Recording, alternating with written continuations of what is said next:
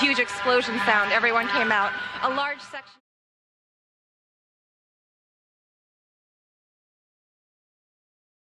2001년 9월 11일, 인류는 믿을 수 없는 악몽을 목격했습니다. 수천 명의 생명을 앗아간 최악의 테러, 그 배후에는 오사마 빈 라덴이라는 이름이 있었죠. 모두가 그를 극악무도한 테러리스트로 기억합니다. 하지만 당신은 알고 계셨습니까? 한때 그는 중동에서 가장 부유한 가문의 아들이었고, 어쩌면 당신과 전혀 다르지 않은 평범한 삶을 살 수도 있었다는 것을. 그는 어떻게, 그리고 왜 전 세계를 향해 칼을 겨눈 인류의 공적으로 전락하게 되었을까요?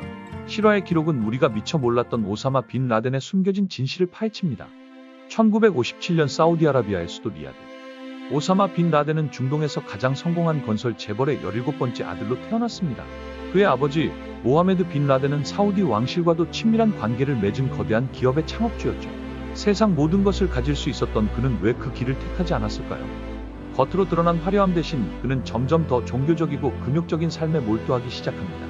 서구 문명에 대한 반감, 그리고 이슬람 세계의 부패에 대한 깊은 불만이 이 시기부터 싹트기 시작합니다. 이 평범해 보이는 청년의 내면에서 악마의 첫 번째 씨앗이 잉태되고 있었습니다. 특히 그의 대학 시절, 시아파 이슬람 극단주의에 경도된 카리스마 넘치는 스승과의 만남은 그의 인생 항로를 완전히 뒤바꿔 놓습니다. 그 스승은 빈 라덴에게 어떤 파괴적인 사상을 주입했으며 그것이 어떻게 그의 눈을 뜨게 했을까요?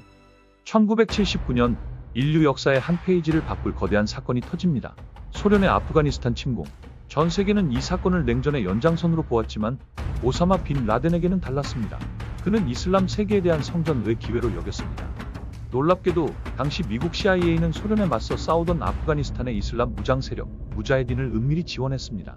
그리고 바로 이 혼돈의 전장에 20살을 갓 넘긴 오사마 빈 라덴이 있었습니다. 그는 CIA가 제공한 무기와 훈련, 그리고 경험을 바탕으로 자신만의 군대를 구축하기 시작합니다. 한때 서구식 교육을 받았던 그는 이 아프가니스탄의 황폐한 땅에서 성전이라는 이름의 폭력에 직접 참여하며 피와 관계에 눈뜨기 시작합니다. 그는 이 경험을 통해 무엇을 얻었고 무엇을 잃었을까요? 그리고 미국은 자신이 키운 괴물이 결국 자신을 향할 것이라는 것을 그때는 알지 못했습니다. 챕터 1에서 던졌던 질문의 답은 바로 이 인물, 압둘라 아잠 교수에게 있습니다. 그는 단순한 종교학자가 아니었습니다. 당시 이슬람 세계를 휩쓸던 글로벌 지하드라는 극단적인 사상의 설계자 중 한 명이었죠. 아잠 교수는 빈 라덴에게 이슬람의 순수성을 되찾기 위해서는 전 세계적인 지하드가 필수적이며 서방 세력은 이슬람의 적이라는 파괴적인 교리를 주입했습니다. 이 교리는 빈 라덴의 내면에 깊숙이 파고들어 그의 종교적 신념을 잔혹한 폭력으로 뒤틀었습니다. 아프가니스탄에서 그는 단순한 무자헤딘 지원자가 아니었습니다. 아잠 교수의 지휘 아래 전 세계에서 모인 이슬람 전사들을 규합하고 훈련시키는 핵심 인물로 떠오르기 시작합니다.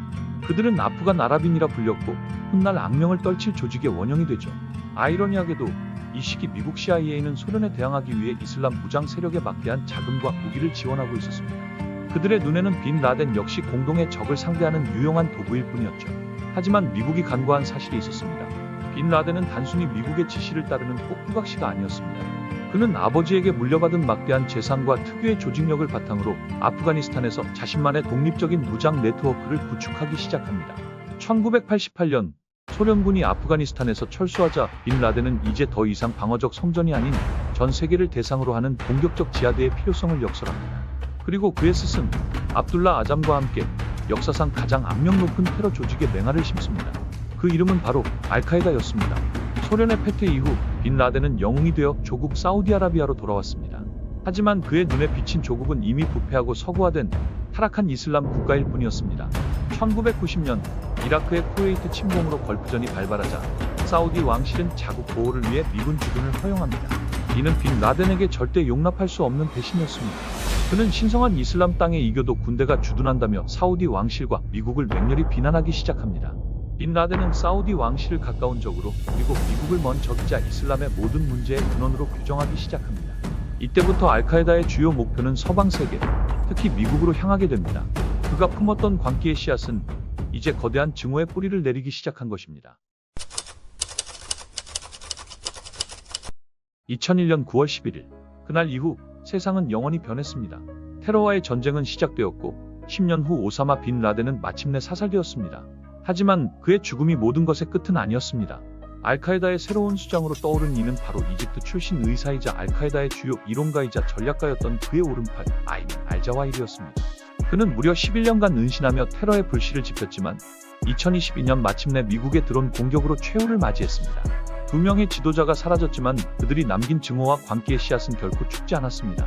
알카에다의 그림자는 약해졌을지언정 그보다 더 잔혹하고 예측 불가능한 존재가 탄생했으니 그것은 바로 이슬람 국가 ISIS였습니다. 악마는 죽었지만 그 이름의 그림자는 여전히 남아있습니다. 그의 가족들은 여전히 사우디아라비아에서 그 이름을 지운 채 살아가고 있으며 어떤 이들은 여전히 아버지의 뜻을 잇겠다며 암약하고 있습니다. 과연 이 모든 것은 끝나긴 할까요? 우리는 당신이 결코 알지 못했던 끝나지 않은 진실을 다음 영상에서 파헤치겠습니다.